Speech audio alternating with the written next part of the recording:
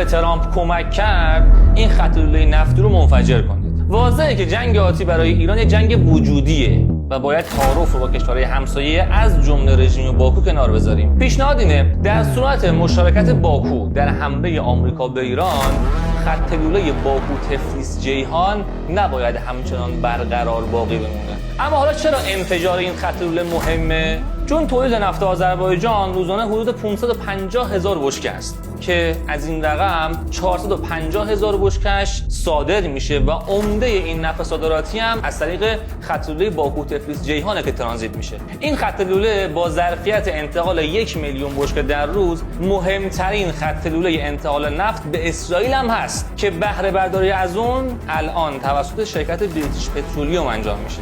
خط لوله باکو تفلیس جیهان حدود 40% از نفت مورد نیاز اسرائیل رو معادل 100,000 بشکه در روز تامین میکنه. با انهدام این خط لوله علاوه بر ضربه نفتی به اسرائیل، باکو هم درآمد 12 میلیارد دلاری خودش از فروش نفت رو از دست میده. روی صادرات گاز باکو هم دقیقاً میشه همچین سناریویی رو پیاده کرد. به بیان ساده، رژیم باکو با 2 انفجار محدود و 2 اقدام خرابکاری در خط لوله نفتی و گازیش 50% از کل درآمد کشورش رو از فروش نفت و گاز از دست میده.